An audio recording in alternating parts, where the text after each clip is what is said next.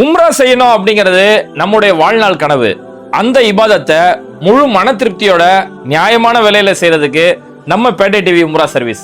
ரொம்ப லக்ஸரியான premium 4 star hotels, தரமான தமிழ்நாடு உணவு, ஒவ்வொரு வேளையும் 2 வகையான உணவு வகைகள், 50க்கும் மேற்பட்ட வரலாற்று இடங்களை நம்மளே நின்று வழிகாட்டி அந்த வரலாற்று இடங்களை பார்வையிட்டு அதுல இருந்து படிப்பினை பெற்று முழுமையான ஒரு மன திருப்தியோட பரிபூர்ணமா நம்மளுடைய உம்ரா இபாதத்துகள் நிறைவேற்றிட ஸ்கிரீன்ல தெரியக்கூடிய நம்பரை உடனே கான்டாக்ட் பண்ணுங்க.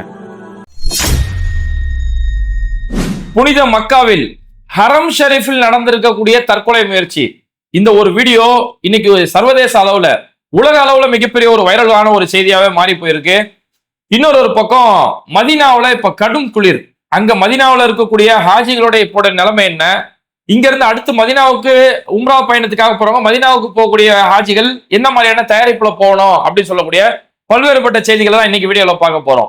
இதுல ஃபர்ஸ்ட் இந்த மக்காவுல நடந்திருக்கக்கூடிய ஒரு விஷயம். ஒருத்தர் உம்ராவுக்காக போயிருந்த ஒருத்தர் மக்காவுல ஹரம் ஷெரீஃப்ல காபத்துல்லாவுக்கு ரொம்பவே பக்கத்துல அந்த ஹரம் ஷெரீஃப்ல செகண்ட் ஃப்ளோர்ல போய் நின்ட்டாரு. செகண்ட் ஃப்ளோர்ல அந்த பால்கனி இருக்கும். பால்கனில ஏறி நின்று அங்க இருந்து தற்கொலை முயற்சிக்கான ஒரு செயலை ஈடுபட்டிருக்காரு. அப்ப அந்த இடத்துல உம்ராவுக்கு தவாஃப்ல இருந்த மக்கள், அங்க ஹரம்ல இபாதத் செஞ்சிட்டு இருந்த மக்கள் எல்லாருமே அதிர்ச்சியாய் மேல பாக்குறாங்க. ஐயோ, ஒருத்தர் மேல ஏறி நிக்கிறாரு, என்னமோ ஏதோ உளுந்துட போறாருன்னு சொல்லி அல்லாஹ் கத்திக்கிட்டு இருக்காங்க. பெரிய ஒரு பதட்டமாயி போச்சு. அந்த ஹரம் ஷெரீஃப் அந்த குறிப்பிட்ட நேரத்துல பெரிய ஒரு பதட்டத்துக்குரிய ஒரு இதுவா மாறிடுச்சு. அவரும் இப்ப குதிக்கிறேன் அப்ப குதிக்கிறேன் அப்படிங்கிற மாதிரி ஒரு கட்டத்துல குதிச்சுட்டாரு செகண்ட் ஃப்ளோர். ஏன்னா ஹரம் ஷெரீஃப் அப்படிங்கிறது ரொம்பவே உயரமான ஒரு மாடியா தான் கட்டியிருப்பாங்க, நல்ல ஹைட்டான மாடியா இருக்கும். அந்த மாதிரி செகண்ட் ஃப்ளோருங்கிறது நம்ம நார்மலா இங்க இருக்கக்கூடிய கட்டடங்களுக்கு கிட்டத்தட்ட ஒரு 4 மாடி ஹைட் வந்துடும். அப்ப அந்த செகண்ட் ஃப்ளோர் அவ்வளவு உயரமான ஒரு இடத்துல இருந்து இப்ப குதிச்சிருவேன் அப்ப குதிச்சிருவேன்னு சொல்லி ஒரு கட்டத்துல குதிச்சுட்டாரு. ஒரு கட்டத்துல குதிச்சிடும், அவ்வளவுதான். அவ்வளவு உயரத்துல இருந்து குதிச்சா ஒண்ணுமே தேராதுன்ற அளவுக்கு தெரிச்சு போயிருவாரு அப்படின்னு எல்லாம் பதற நேரத்துல அந்த இடத்துல ஒரு ஹீரோ மாதிரி என்டர் ஆயிருந்தாரு. அங்க இருக்கக்கூடிய மக்காவுடைய ஹரம் ஷெரீஃபுடைய அந்த செக்யூரிட்டி போர்ஸோடைய அதிகாரியா இருக்கக்கூடிய ரயான் பின் சயீத் அப்படின்னு சொல்லக்கூடிய அந்த ஹரம் ஷெரீஃபுடைய செக்யூரிட்டி போர்ஸ், அவர் அந்த இடத்துல உடனே சடனா வந்து அவரை போய் டக்குன்னு தாங்கி பிடிச்சி காப்பாத்திட்டாரு.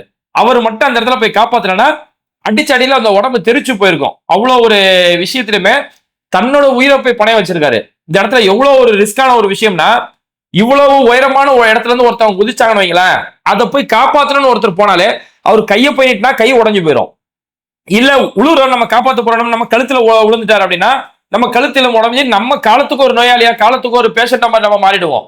அப்ப இப்படி இருக்கிற நேரத்துல இது எதையுமே யோசிக்காம அந்த ஒரு பாதுகாப்பு படையை சேர்ந்த அந்த அதிகாரி ரயான் பின் சயீத் அந்த இடத்துல போய் துணிச்சலா போய் அவரை போய் காப்பாத்திருக்காரு. காப்பாத்தின உடனே அவருமே அந்த இடத்துல விழுந்துட்டாரு. நல்லா அவருக்கு கையில சரியான அடி, அந்த இடத்துல அவருமே கீழே விழுந்துட்டாரு. அதுக்கடுத்து எல்லாரும் வந்து இந்த 2 பேரும் என்ன ஆச்சுன்னு சொல்லி பார்க்கும்போது 2 பேருக்குமே கடுமையான காயம். மேல இருந்து கீழே விழுந்ததால இவருக்கும் கடுமையான காயம். என்ன இவர் காப்பாத்திட்டாரு, கிட்டத்தட்ட 90% அளவுக்கு இவர் காப்பாத்திட்டாரு. அப்ப மீதி அவருக்கு கொஞ்சம் தான் அவருக்கு அடிப்படுது. இவர் கையை கொடுத்து காப்பாதனால இவருக்கும் கையில பலமான அடி, கை எலும்பு அவருக்கு அந்த இடத்துல முறிவு ஏற்பட்டது. அதுக்கப்புறம் 2 பேருமே காப்பாத்தி அங்க ஸ்ட்ரெச்சர்ல எடுத்துட்டு போய் 2 பேருமே ஹாஸ்பிட்டல்ல கொண்டு போய் வைக்கிறாங்க. 2 பேருக்குமே கடுமையான காயங்கள் அப்படிங்கிற கட்டம் தானே தவிர இங்க உயிரிழப்பு ஏற்படல. அவர் ஒரு தற்கொலை முயற்சிக்கான ஈடுபட்டாரு, ஆனா உயிரிழப்பு ஏற்படல அப்படிங்கிற இந்த விவகாரம். அப்ப புனித ஹரம் ஷெரீஃப்ல இப்படி தற்கொலை முயற்சி எல்லாருமே வந்து அந்த ஹரம் ஷெரீஃப் அப்படிங்கிறது வாழ்க்கையில ஒரு முறையாச்சும் இந்த காபத்துல்லா என் கண்ணால பாத்துடணும், நான் இனி என் வாழ்க்கைய இறைவனோட கட்டளைப்படி ஒரு நேர்மையான வாழ்க்கையை நான் வாழணும், நபிகள் நாயகம் ஸல்லல்லாஹு அலைஹி வஸல்லம் அவங்களுடைய வழிமுறையை பின்பற்றி எல்லாருக்கும் பயனுள்ள ஒரு வாழ்க்கை ஆகணும்னு சொல்லி தன்னோட வாழ்க்கையை மாத்திக்கிறதுக்காக அந்த இடத்துக்கு போவாங்க. ஆனா யாரோ ஒரு ஆள் முட்டாள்தனமா தன்னோட வாழ்க்கையை முடிச்சுக்கிறதுக்காக அந்த இடத்துல போயிருக்கிறாரு. அதனாலதான் இந்த வீடியோ இவ்வளவு, இந்த இடத்துல போய் ஒரு ஆள் தற்கொலை பண்ணிப்பான் அப்படின்னு சொல்லி இந்த வீடியோ இன்னைக்கு மிகப்பெரிய அளவுல ஒரு வைரலா மாறி போயிருக்குது.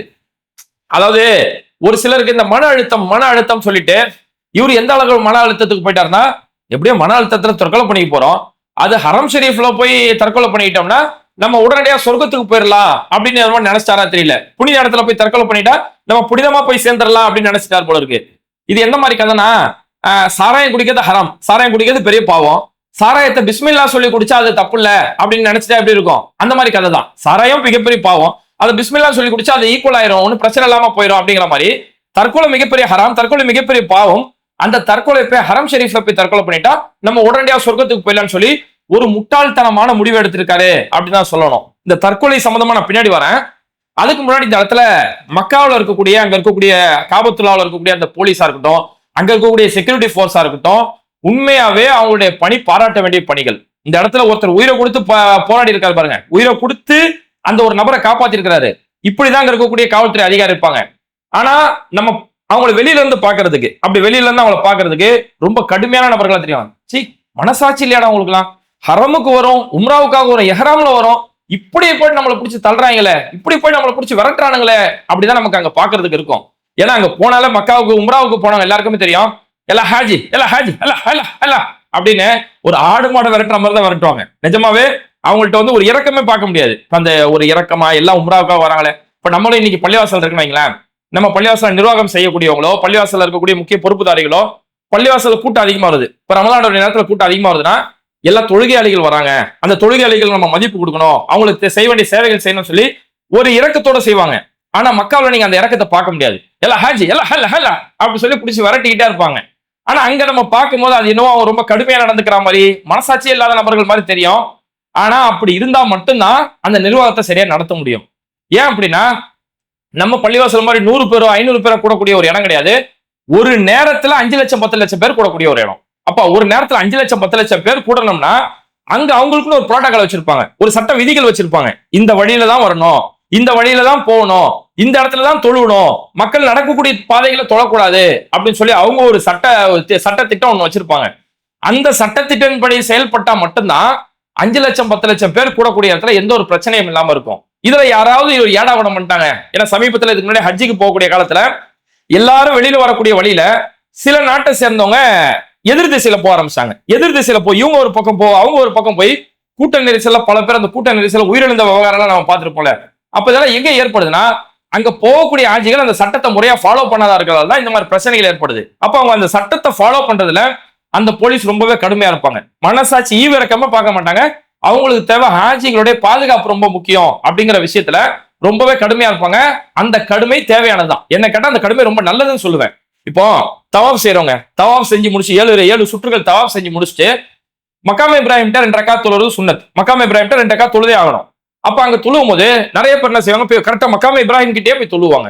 மக்காமே இப்ராஹிம்ங்கிறது காபத்துல்லாஹ் தவாப் செய்யக்கூடிய முக்கிய இடம். அப்போ கிட்ட லட்சக்கணக்கான மக்கள் தவாப் செய்யும் போது அந்த கூட்டத்துல இங்க ஒருத்தர் 2 பேரும் இங்க 2 தொழுதாங்கன்னா, இப்ப தவாப் செய்யறவங்க இப்படி விரிஞ்சு போகணும், அவங்களை இடிச்சுக்கணும், ஒருத்தர் மேல ஒருத்தர் உழுவணும், இவ்வளவு பெரிய சிக்கல் ஏற்படும். இந்த ஒருத்தர் 2 பேரால 1 லட்சம் பேருக்கு இங்க பாதிப்பு ஏற்படணும் போது, அப்ப இந்த ஒருத்தர் 2 பேரை அங்க தொழுதுட்டு இருக்கும் போதே பிடிச்சி இழுத்துருவாங்க. அங்க மனசாட்சி ஒரு தொழுறாரு வெயிட் பண்ணுவோம், அதெல்லாம் பார்க்க தேவையில்ல. அதனாலதான் அந்த போலீஸ் என்ன செய்வாங்க, தொழுதுட்டே இருந்தாலும் பரப்பரனா ஒரு கையை பிடிச்சி அவுத்து விட்டுட்டு போ பின்னாடி போய் தொழு போ அப்படின்னு சொல்லி விரட்டி விட்டுருவாங்க. அதனால மக்காவை பொறுத்த வரைக்கும் ஒரு ரூல் வச்சிருப்பாங்க, இதுதான் போகக்கூடிய வழி, இதுதான் வரக்கூடிய வழி. இந்த வழிமுறையை நம்ம கரெக்டா ஃபாலோ பண்ணோம்னா நம்மளை ரொம்ப கண்ணியமா நடத்துவாங்க. ஏன்னா சவுதி அரசாங்கம் சார்பில் உம்ராவுக்கு ஹஜ்ஜிக்கு வரக்கூடிய ஹாஜிகளுக்கு அந்த சேவை செய்யறதுக்கு அவங்க எல்லா ஏற்பாடும் செஞ்சு வச்சிருக்காங்க. உம்ரா ஹஜ்ஜிகள் வரக்கூடிய ஹாஜிகளுக்காகவே தனி மருத்துவமனைகள் கட்டியிருக்காங்க, மல்டி ஸ்பெஷல். அந்த ஹாஸ்பிட்டல் ஒரு போய் பார்த்தேன், அவ்வளோ ஒரு குவாலிட்டி. நம்ம அப்போலோ ஹாஸ்பிட்டல் தோத்து போயிடும், அவ்வளோ குவாலிட்டியான ஹாஸ்பிட்டல், இலவச மருத்துவமனை. அப்ப இந்த அளவுக்கு எல்லாமே ஹாஜிகளுக்கு செய்யும் போது நம்ம அந்த சட்டத்திட்டத்தை ஃபாலோ பண்ணதானே எல்லாமே சரியா இருக்கும். ஒரு சிலர் அந்த சட்டத்திட்டத்தை ஃபாலோ பண்ணனா அவங்க கடுமையா நடந்துட்டு தான் செய்வாங்க. அதனாலதான் நம்ம பேட்டை டிவி ஹஜ் உம்ரா சர்வீஸ் சார்பில் உம்ராவுக்கு போகும்போது நம்ம ஹாஜிகள்கிட்ட சொல்லிடுவோம், அங்க போலீஸ் ஒண்ணு சொன்னாங்கன்னா அதை கேட்டு போயிருங்க. ஏன்னா அந்த போலீஸ் எப்படி ஃபாலோ பண்ணாங்க, மக்கா போலீஸ் எப்படி ஃபாலோ பண்ணுவாங்கன்னா, ஒரு தடவை சொல்லுவாங்க இல்ல ஹாஜி இங்க நிக்காத போ அப்படிம்பாங்க, அரபுல சொல்லுவாங்க. 2வது முறையே சொல்லுவாங்க, 2வது முறையே கேட்கல, 3வது முறையே ஒரு போனார்னா அவங்க கடுமையா நடந்துக்கிதான் செய்வாங்க. ஏன்னா இந்த கடுமையா நடந்துக்கிட்டாதான் அடுத்து வரக்கூடிய லட்சக்கணக்கான மக்களுக்கு சரியான முறையில் செயல்பட முடியும் அப்படிங்கறதால செய்வாங்க. அதனால நம்ம அந்த சட்டத்திட்டத்தை முறையா ஃபாலோ பண்ண வேண்டியது ரொம்பவே முக்கியம். அவங்க இவ்வளவு கடுமையா நடந்துக்கிறது இந்த ஹாஜிகளுடைய பாதுகாப்புக்கு தான்.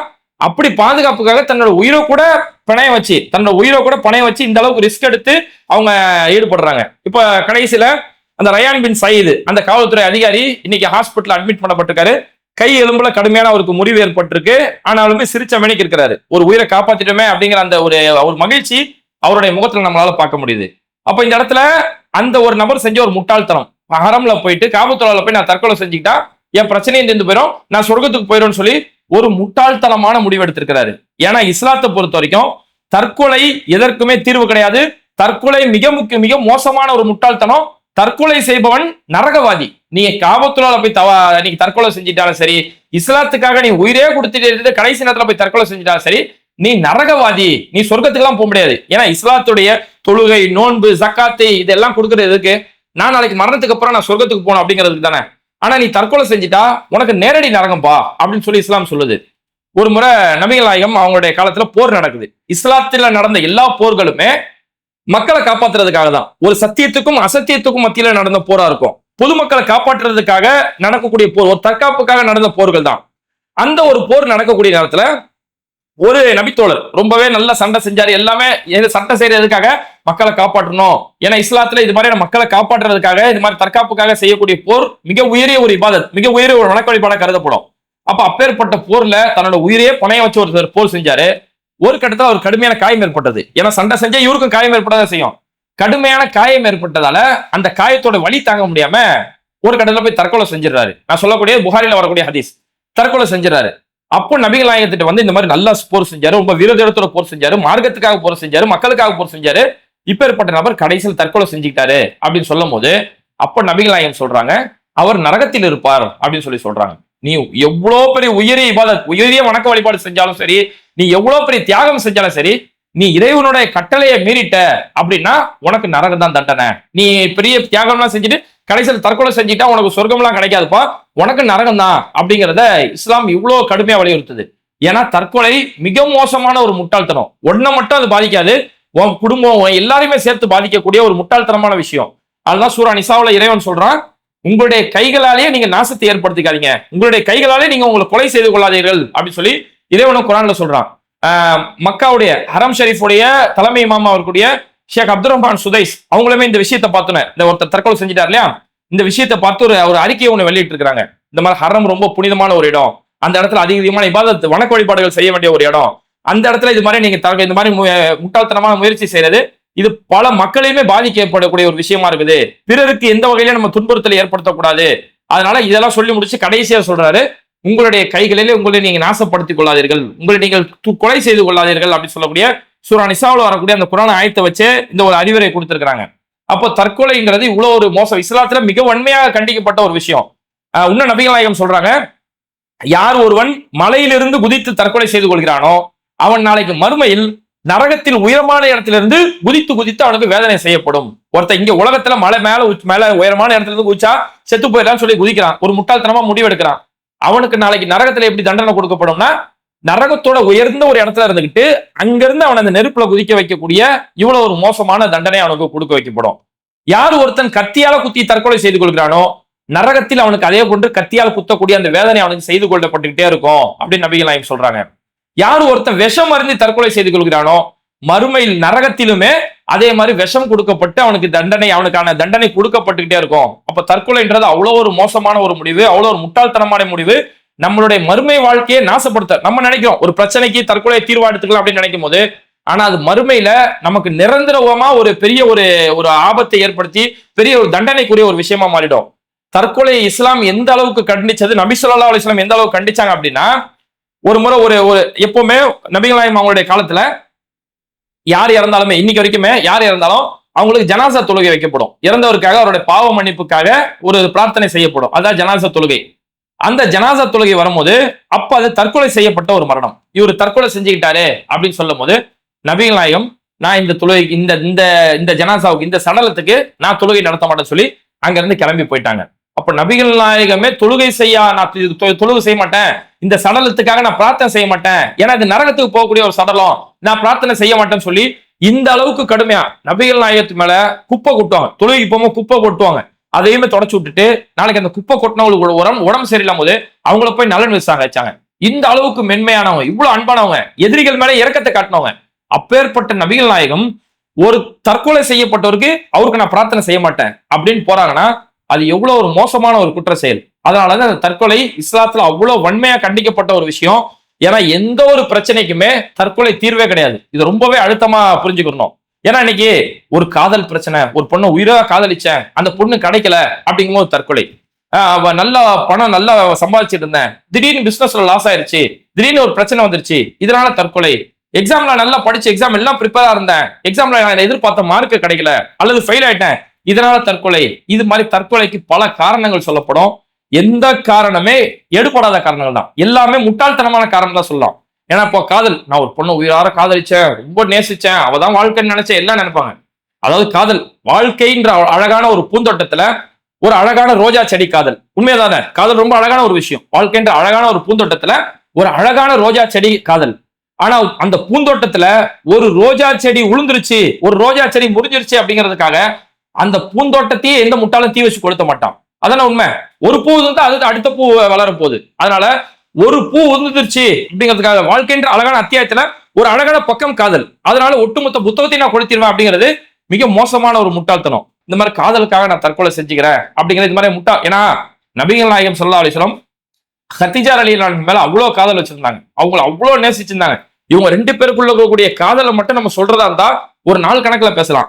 எப்பவுமே நம்ம உம்ராவுக்கு போகக்கூடிய நேரத்துல ஜபல் நூர் ஹிரா மலை குகையில நிற்கும் போது கத்திஜா ரலியல்லாஹு தான் மேல நபி ஸல்லல்லாஹு அலைஹி வஸல்லம் போய் சாப்பாடு கொடுப்பாங்க. அப்ப அந்த இடத்துல நம்ம எப்பவுமே நம்ம பேசும்போது அவங்க 2 பேருக்கு மத்தியில எந்த அளவுக்கு காதல் இருந்தது, நம்ம மனைவி எந்த அளவுக்கு காதலிக்கணும்னு சொல்லி அதை நம்ம பேசுறது வழக்கம். அப்ப அவ்வளவு காதலிச்ச அந்த மனைவி தனக்கு உலகமே என்னை பொய்யனாக்கிய போது என்னை உண்மைப்படுத்தியவள் கத்திஜா அப்படின்னு சொல்லி அந்த அளவுக்கு அந்த கத்திஜா ரலியல்லாஹு காதலிச்சிருந்தாங்க. ஆனா அந்த கத்திஜா ரலியல்லாஹு மரணிச்சிடுறாங்க. அவ்வளவு சிரமமான நேரத்துல அவங்க மரணிச்சிடுறாங்க. ஆனா நபி ஸல்லல்லாஹு அலைஹி வஸல்லம் அந்த மாதிரி தப்பான முடிவு எதுவும் எடுக்கலையே. இது இவங்க இல்லைனாலும் அந்த வாழ்க்கை தொடரதானே செஞ்சாங்க. ஆனா வாழ்க்கை முழுக்க அவங்க நினைச்சிட்டு இருந்தாங்க. எந்த அளவுக்கு நினைச்சாங்கன்னா பிற்காலத்துல கடைசி காலத்துல கூட நபி ஸல்லல்லாஹு அலைஹி வஸல்லம் கத்திஜா ரலியல்லாஹு பத்தி பெருமையா பேசுவாங்க. ஏன் கத்திஜா இப்படி செய்வாங்க, கத்திஜா இருந்தா இந்த இடத்துல எப்படி இருப்பாங்க அப்படின்னு பெருமையா பேசுறது. ஆயிஷா ரலியல்லாஹு சொல்றாங்க, இப்படி அவங்க பல நேரங்கள்ல கத்திஜா ரலியல்லாஹு பத்தி பேசும்போது எனக்கு அது ஒரு மாதிரி பொறாமையா இருக்கும். அந்த அளவுக்கு அவங்கள பத்தி பேசிட்டே இருப்பாங்க. இதுதானே காதல். அந்த காதல் இல்லைனாலும் அவங்கள பத்தி நினைச்சிட்டு இருக்கிறத பேருதான காதலை தவிர அவங்க இல்லைன்னா நான் வாழ்க்கையே முடிச்சிருவேன் அப்படிங்கிறது இது மோசமான முட்டாள்தனம். இவர் காதலே புரிஞ்சுக்கலன்னு தான் அர்த்தம். இன்னும் நிறைய பேர் பிசினஸ்ல எனக்கு லாஸ் ஆயிருச்சு, நான் இந்த லாஸ் என்னால சகிச்சுக்க முடியலன்னு சொல்லி போய் ஏதாவது தற்கொலை செஞ்சுக்கிடுவாங்க. காஃபி டே நம்ம எல்லாருக்கும் தெரியும். காஃபி டேன்ற பிரபலமான ஒரு நிறுவனம். அந்த காஃபி டே நிறுவனத்துடைய ஓனர் சித்தார்த்தா பார்த்தோம்னா லாக்டவுன் டைம்ல பிசினஸ் பெரிய அளவு உழுந்து போச்சு. போய் சித்தார்த்தா திடீர் தலைமறைவு. எங்க போனாருன்னு தெரியல, எல்லாம் ஃபேமிலியில தேடுறாங்க. அதுக்கடுத்து பார்த்தோம்னா சித்தார்த்தா ஒரு ஆத்துல விழுந்து அவருடைய சடலம் மட்டும் கிடைக்குது. என்னன்னு கேட்கும்போது பெரிய அளவு கோடீஸ்வரன், பெரிய அளவு பணம் மில்லியனர் கணக்கில் இருக்கக்கூடிய கோடீஸ்வரர் இப்படி தற்கொலை செஞ்சுக்கிறாரு. அதுக்கடுத்து என்னன்னு போய் பார்க்கும்போது பிசினஸ் லாஸ் ஆனதால மனுஷன் தற்கொலை செஞ்சுக்கிட்டாரு அப்படிங்கிற விவரம் வருது. ஆனா இன்னைக்கு அந்த லாஸ் ஒரு குறிப்பிட்ட நேரத்துல நடக்கக்கூடிய லாஸ் தானே தவிர இதுதான் வாழ்க்கையே கிடையாது. இன்னைக்கு அவருடைய கம்பெனியை அவங்களோட மனைவி ஹேண்ட் ஓவர் பண்ணி இன்னைக்கு அவங்க மனைவி அந்த கம்பெனி நடத்துறாங்க. அவங்களுடைய பேர் மாளவிகான்னு நினைக்கிறேன். அவங்க இன்னைக்கு அந்த கம்பெனி நடத்தும் போது ரொம்ப லாபகரமா இன்னைக்கு அந்த கம்பெனி நடத்துறாங்க. அப்போ ஒரு பிரச்சனைனா அந்த பிரச்சனையிலேயே மூழ்கி கிடக்காம அதுல இருந்து மீண்டு வரதுக்கு எப்படி வழி, அதை விட்டு மீண்டு வரதுக்கான ஒரு யோசனை தான் நம்ம யோசிக்கணுமே தவிர இந்த பிரச்சனை வந்துருச்சு அவ்வளவுதான் என் வாழ்க்கையே முடிஞ்சு போச்சு அப்படி கிடையாது. வாழ்க்கையில செல்வம் தேவை, வசதி வாய்ப்புகள் தேவை. ஆனா வாழ்க்கையே செல்வத்தால தான் ஓடுது அப்படின்னு நினைக்கிறது முட்டாள்தனம். நபிகள் நாயகம் ஸல்லல்லாஹு அலைஹி வஸல்லம் அவங்களுடைய வாழ்க்கையில நாங்க ஒரு பிறை பார்த்து மறுபிறை பார்த்துருவோம், ஒரு பிறை பார்த்து மறுபிறை பார்த்துருவோம். அத்தனை நாள் வரைக்கும் எங்க வீட்டுல அடுப்பு எரியாது, சாப்பாடுக்கு எங்க வீட்டுல சாப்பாடுக்கு ஒண்ணுமே இருக்காது. சரி அப்ப என்னதான் சாப்பிடுவீங்க அப்படின்னு கேட்கும்போது பேரிச்சம்பழம் சாப்பிடுவோம். அரபு நாட்டுல பேரிச்சம்பழம் ஈஸியா கிடைக்கும். பேரிச்சம்பழம் சாப்பிடுவோம், தண்ணி குடிச்சிருந்துருவோம். அப்போ நபிகள் நாயகம் அவங்களுடைய வீட்டுல ஒரு இந்த உலகத்துக்கே வழிகாட்டி அவங்களுடைய வீட்டிலேயே சாப்பாடுக்கு வழி இல்லை, இவ்வளவு கஷ்டத்துல வாழ்ந்தாங்க. அவங்க வாழ்க்கையை முடிச்சுக்கவா செஞ்சாங்க. அவங்களோட லைஃப் எவ்வளவு சந்தோஷமா இருந்துச்சு தெரியுமா? ஆயிஷா ரலியல்லாஹு நபி ஸல்லல்லாஹு அலைஹி வஸல்லம் அவ்வளவு ஒரு சந்தோஷமா இருப்பாங்க. கணவன் மனைவி ஓட்டப்பந்தயம் விளையாடுவாங்க. வீட்டுக்குள்ளே ஓட்டப்பந்தயம், இங்க இருந்து அங்க போய் தொடர்றது, யாரு ஃபர்ஸ்ட் ஜெயிக்கணும் அப்படின்னு ஓட்டப்பந்தயம் விளையாடுவாங்க. ஒரு சாப்பாடு சாப்பிடும் போது கூட அவங்களுக்குள்ள அவ்வளவு ஒரு அழகான காதல். அந்த சாப்பிடும் போது கூட யார் அதிகமா அந்த கறி பீஸை யார் எடுத்தது, அந்த 2 பேருக்குள்ள ஒரு அழகான ஒரு விஷயம். தலைவாரி விடுறது கூட என் மனைவி எனக்கு தலைவாரி விடணும் அப்படின்னு சொல்லி இப்படி வாழ்க்கை முழுக்க சந்தோஷத்தோட இருந்தாங்க. அங்க வசதி இல்லையே, வசதி தான் ஒரு சந்தோஷத்தை கொடுக்கணும், எதுவுமே இல்லை. வசதி தான் சந்தோஷத்தை கொடுக்கணும்னா இன்னைக்கு பெரிய பெரிய பணக்காரன்லாம் ஏன் தூக்க மாத்திரை போட்டு சாப்பிடுறாங்க? தூக்க மாத்திரை போட்டாதான் நீங்க நிறைய பேருக்கு தூக்கம் வருது அப்படிங்கிற அளவுல பணக்காரனோட நிலைமை. அப்போ வசதின்றதுல சந்தோஷம் கிடையாது. வசதின்ற பணம் ஒரு பேப்பர் அவ்வளவுதான் அது இருக்குமே தவிர பணமோ செல்வமோ நம்மளுடைய வாழ்க்கையை நிர்ணயிக்கிறது கிடையாது. இதனாலதான் நபி ஸல்லல்லாஹு அலைஹி வஸல்லம் சொல்லியிருக்கிறாங்க, பெரிய அளவுல சொத்து செல்வம் இருக்குல்ல அவங்களுக்கு அவங்க பேர் செல்வந்தன் கிடையாது. யாரு செல்வந்தன் அப்படின்னா போதும்ன்ற மனம் இருக்குல்ல, எனக்கு பெரிய செல்வந்தனா இருந்தாலும் அல்ஹம்துலில்லாஹ் எனக்கு போதும், இல்ல எனக்கு ரொம்ப கஷ்டப்படுறேன் அப்படின்னாலும் அல்ஹம்துலில்லாஹ் போதும், என்ன ஏரியாவை நல்லா வச்சிருக்கேன், எப்படி இருந்தாலும் நான் சந்தோஷமா இருக்கேன்ல, இப்படி போதும்ன்ற மனம் யாருக்கு இருக்கோ அவங்கதான் உண்மையாலே சீமான், அவங்கதான் உண்மையான செல்வந்தன் அப்படின்னு சொல்லி நபி ஸல்லல்லாஹு அலைஹி வஸல்லம் சொல்றாங்க. அப்போ நான் ஒரு கணக்கு போட்டு வச்சிருந்தேன், பிசினஸ்ல ஒரு கணக்கு போட்டு வச்சிருந்தேன், இன்னைக்கு அது எனக்கு கிடைக்கல அப்படின்னு நினைக்கும் போது அந்த தற்கொலை முடிவு. அப்ப இதெல்லாம் எங்க இருந்து வருது தெரியுமா? அவரை மாதிரி நான் பணக்காரன் ஆகணும், இவரை மாதிரி நானும் சாதனை படைக்கணும் அப்படின்னு சொல்லி தன்னை விட மேல் மட்டத்துல இருக்கவங்களை பார்த்து தான் இந்த முட்டாள்தன முடிவை மக்கள் இன்னைக்கு எடுக்கிறாங்க. நமக்கு ஒரு பிரச்சனை வருதா, ஒரு கஷ்டம் வருதா, நம்ம இன்னைக்கு ஒரு கஷ்டத்துல இருக்கோம். இப்போ என்னையே உதாரணத்துக்கு சொல்லலாம். நான் சின்ன வயசுல படிப்பு விட்டு டி நகர்ல போய் வியாபாரம் செஞ்சுட்டு இருந்தேன். அன்னைக்கு நான் வியாபாரம் செய்யும்போது கடுமையான வெயில்ல இருந்து கஷ்டப்படுவோம், ரொம்ப கஷ்டமா இருக்கும். போலீஸ் வந்தா கடையை பிளாட்ஃபார்ம் கடை மணிப்பரிசு வியாபாரம் பண்றேன், போலீஸ் வந்தா கடையோட தூக்கிட்டு ஓடணும். போலீஸ்காரன் என் காலில் முட்டியில அடிச்ச காயம் இன்னைக்கு என் முட்டியில என் தழும்பு இருக்கும். போலீஸ் ஓங்கி அந்த போலீஸோட பேர் சங்கரலிங்கம், என் காலில் ஒரு அடி அடிச்சாரு, இன்னைக்கு என் காலில் ஒரு தழும்பு இருக்கும். சரி, போலீஸ் வராங்களே தூக்கிட்டு போய் ஒரு ஓரமா போய் வைப்போம். அங்க இருக்க கடைக்காரன் வரட்டும், அவன் வரட்டும். இப்படி வரட்டும். எனக்கு வயசு 15 வயசு, எனக்கு 15 வயசு பையன் அவ்வளவு எல்லாரும் முன்னாடி விரட்டுறது, போலீஸ்காரன் அடிக்கிறது, இவ்வளவு கஷ்டத்துக்கு மத்தியில நேர்மையா ஹலாலா வியாபாரம் செய்யணும் அப்படிங்கிறதுக்காக அவ்வளவு வெயில் மழையில நின்று அவ்வளவு கஷ்டப்பட்டிருக்கோம். ஆனா எதுவுமே வாழ்க்கையை வெறுத்து போய் அப்படிலாம் இல்ல. இது அல்ஹம்துலில்லாஹ், இறைவன் ரொம்ப அழகான குடும்பத்தை கொடுத்தா. இப்பவுமே நம்ம ஹலால் அப்படின்றது, நேர்மை அப்படின்ற பாதையை நம்ம தேர்ந்தெடுத்தோம்னா நமக்கு காசு பணமே தேவையில்லை, வாழ்க்கை ரொம்ப சந்தோஷமா இருக்கும். நம்மளோட மனைவி, நம்மளுடைய தாய் தந்தையோட அந்த வாழ்க்கை, சொர்க்கத்துடைய வாழ்க்கையை நம்ம வாழலாம். அதனால காசு பணம் தேவையில்ல. நம்மளுடைய மேல்மட்டத்தில் உள்ளவங்களை பார்த்தாதான் உனக்கு வாழ்க்கை உனக்கு கசந்து போயிடும். நம்மளோட கீழே எத்தனையோ பேர் இருக்காங்களே, இன்னும் எத்தனையோ பேர் எவ்வளவு கஷ்டப்படுற வாழ்க்கை வாழ்றாங்க. ஒரு சிலர் யாசகம் கேட்டு பிச்சை எடுத்து சாப்பிடக்கூடிய நிலைமை இருக்காங்க. நம்ம அப்படியா இருக்கோம் அப்படின்னு சொல்லி நம்மளோட கீழ்மட்டத்தில் உள்ளவங்களை பார்த்தாலே நம்ம எவ்வளவு நல்லா இருக்கிறோம் அப்படிங்கறது நமக்கு புரிஞ்சிடும். அதனால எந்த ஒரு பிரச்சனைக்குமே தற்கொலை தீர்வு கிடையாது. உன்னுடைய தற்கொலை உன்னை நாசப்படுத்திடும், உன்னுடைய மறுமையை நாசப்படுத்திடும், உன்னை நம்பி இருக்கக்கூடிய உன்னோட குடும்பத்தை நாசப்படுத்திடும் அப்படிங்கறத நம்ம புரிஞ்சுக்கணும். சரி, இது மக்காவில் நடக்கக்கூடிய இந்த விஷயம். மதீனாவுல இப்ப என்ன நிலவரம் அப்படின்னு பார்த்தோம்னா, மதீனாவுல இப்ப கடுமையான குளிர் நடந்துட்டு இருக்குது. உம்ராவுக்கு யாரெல்லாம் போயிட்டு இருக்கீங்களோ கொஞ்சம் இந்த விஷயத்த கொஞ்சம் கவனமா கேட்டு தெரிஞ்சுக்கோங்க. மதீனாவுல வந்து கடுமையான இப்ப குளிர் எந்த அளவுக்குன்னா, போன வாரத்துல 6 டிகிரி செல்சியஸ் அளவுக்கு அங்க குளிர் இருந்தது. இன்னைக்கு தேதிக்கு இரவு நேரங்கள்ல 10 டிகிரி செல்சியஸ் அளவுக்கு. நம்ம ஊட்டி கொடைக்கானலை விட கடுமையான குளிர். ஊட்டி கொடைக்கானல் டிசம்பர்ல எவ்வளவு குளிர் இருக்குன்னு தெரியும். அதை விட இன்னைக்கு மதீனாவுல கடுமையான குளிர். மக்கா ஓகே, மக்கால ஓரளவு நார்மலா தான் இருக்குது. ஏன்னா அதிகமா உம்ராவுக்கு போறவங்க மக்காவில 10 நாளும் மதீனாவுல 3 நாளா இருப்பாங்க. அந்த மதீனாவுல இந்த 3 நாள் கடுமையான குளிர். ஒரு சிலர் அங்க போயிட்டுலாம், ஐயோ மக்காவிலே ஒரு 2 நாள் எக்ஸ்ட்ரா இருந்திருக்கலாமோ அப்படின்னு நினைக்கக்கூடிய அளவுக்கு இன்னைக்கு மதீனாவுல நிலைமை இருந்துட்டு இருக்குது. அது காரணம் என்னன்னா, எந்த ஒரு தயாரிப்பும் இல்லாம போயிடுறாங்க. அதனால யாரெல்லாம் இதுக்கு அடுத்து ஜனவரி வரைக்கும் யாரெல்லாம் உம்ராவுக்கான பிளான் வச்சிருக்கீங்களோ அவங்க இங்கிருந்து போகும்போது ஸ்வெட்டரு, அந்த ஜர்கின், கை கிளவுஸ், காலில் சாக்ஸ், நல்ல போர்வை தேவைப்படாது. அங்க ஹோட்டல்லே நல்ல போர்வை கொடுத்துருவாங்க. அதனால இது மாதிரியான ஸ்வெட்டர், சாக்ஸ், மஃப்ளர் இது மாதிரியான பொருட்கள் அவசியம் கொண்டு போங்க. குறிப்பா வயசானவங்க, குழந்தைகள் யாரெல்லாம் உம்ராவுக்காக போறீங்களோ, ஆனா நல்ல கிளைமேட், நல்ல ஒரு என்ஜாய் பண்ணலாம். ஒரு ஊட்டி கொடைக்கானல் போன மாதிரி ஒரு நல்ல கிளைமேட் இருக்கும். ஆனா அதுக்கான தற்காப்பு முயற்சி. நைட்ல தான் ஓவரான குளிர் இருக்குது. ஃபஜர் டைம்ல ஹரமுக்கு போகும்போது கடுமையான குளிர் இருக்குது. அதனால இங்க இருந்து போறவங்க நல்லா அந்த குளிருக்கு தேவையான பொருட்கள் எடுத்துட்டு போயிட்டோம்னா நமக்கு எந்த ஒரு சிரமமும் இருக்காது. நம்ம எதுவுமே கொண்டு போகாம போயிட்டோம்னா தான் அந்த கிளைமேட் சேஞ்ச்லாம் நமக்கு உடம்புக்கு ஏதாவது பிரச்சனைகள் ஏற்படக்கூடிய ஒரு விஷயமா மாறிடும். அப்ப இதுதான் இந்த ஒரு தற்கொலை சம்பந்தமான ஒரு விஷயம். இந்த மதீனாவுல கடுமையான குளிர், இதுதான் இங்க மக்கா மதீனாவுல இன்னைக்கு ரொம்பவே ஃபேமஸா, ரொம்ப வைரலா இருக்கக்கூடிய ஒரு செய்தியா இருக்குது. அதனால எது நடந்தாலும் சரி, இறைவனுடைய நாட்டம் எதுவோ, இறைவன் கட்டளைப்படி நான் வாழ போறேன், இறைவனுடைய தூதர் ஸல்லல்லாஹு அலைஹி வஸல்லம் அவங்களுடைய வழிமுறையின் படி நம்ம வாழ போறோம்னு நினைச்சோம்னா நமக்கு இங்க எதுவுமே இழப்புகள் கிடையாது. இறைவனோட கட்டளை நம்ம பின்பற்றணும்னா வாழ்க்கை முழுக்க ஒரு வசந்தமா இருக்கும் அப்படிங்கறத மட்டும் நம்ம ரொம்ப ஆணித்தரமா நம்ம புரிஞ்சுக்கணும். இது மாதிரி வீடியோக்களை தொடர்ந்து பார்க்கிறதுக்கு மறக்காம பேட்டை டிவியை சப்ஸ்கிரைப் பண்ணிட்டு இந்த வீடியோக்களை உங்க நண்பர்களுக்கு அதிகமா ஷேர் செய்யுங்க. இணைந்திருப்போம். மிஸ்டர் பர்ஃபெக்ட் எக்ஸ்ட்ரா கோல்டு திருமணமான ஆண்களுக்கு திருப்பு முனையை ஏற்படுத்தும் ஹலாலான இயற்கை வியாகரா. 60,000க்கும் மேற்பட்ட திருப்திகரமான வாடிக்கையாளர்கள், 500க்கும் மேற்பட்ட வாடிக்கையாளர்களுக்கு குழந்தை வரமும் கிடைத்துள்ளது. வயதான பலகினமா, சுகர் பலகினமா, இனி கவலை வேண்டாம். உங்கள் இல்லறம் நல்லறமாக அமைய உடனே ஆர்டர் செய்யுங்கள். மேலும் விவரங்களுக்கு கீழுள்ள எண்ணை அணுகுங்கள்.